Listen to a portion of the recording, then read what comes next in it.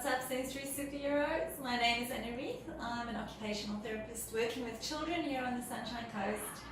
One of the items you'll commonly see used by OTs is the sloped writing board. Typically, writing or reading on a flat surface utilizes an inefficient posture, as seen through slumped body position, elevated shoulders, or looking down consistently. The slant board, or the sloped writing board, brings the line of vision higher, which then encourages a better posture. Another benefit of the sloped writing board is that it has a ledge here at the bottom, which helps to keep the paper or the book that the child might be writing on in place. Often our children that we see that have some difficulty with using the two sides of their bodies in a coordinated way struggle to hold the paper or book down while they have to write, using the two sides or the two hands at the same time. So while we'll still encourage a child to definitely use their supportive hand to hold their paper, having a ledge at the bottom to keep the paper from slipping down really helps. When a child is seated at a table for writing or reading tasks, it's important to keep the whole positioning in mind. We usually talk about the 90-degree angle that should be seen at the hip, at the knee, and at the angle, with a table height about the same height as a bent elbow. So when a child is slouching, the raised surface of the board helps to achieve a better posture. The angle of the sloped board is also really beneficial for achieving a better grip on the pen, on the pencil. The ideal writing position of the hand around a pencil is a slight extension of the wrist while holding the pen or pencil in a tripod grasp.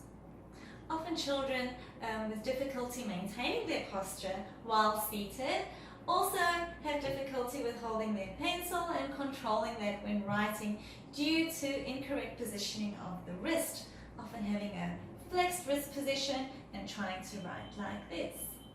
The sloped writing board helps to correct that positioning of the wrist by forcing it into more of an extension posture, which eases the writing. So since pencil grip is such an important part of producing legible writing, having the wrist in a slightly extended position helps to achieve easier fluid movement and motion when writing on the paper. So a lot of the children that come to me for therapy with handwriting concerns often complain that their hand gets tired really quickly.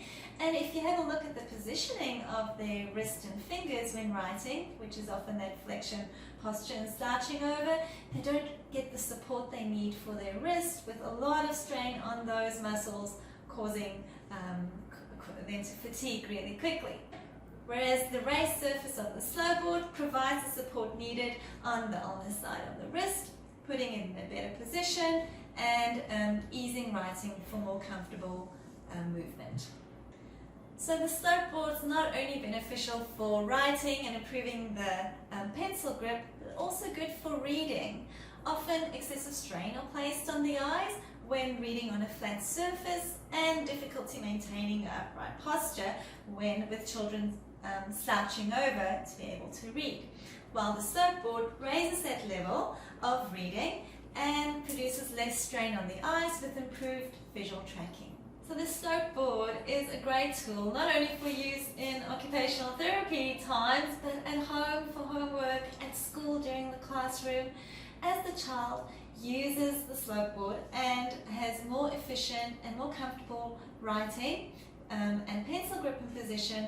That would help them gain confidence and enjoy writing and reading even more. So if you still have any questions about the use of a slope board for your child, please book in with your local occupational therapist, as this is general information only.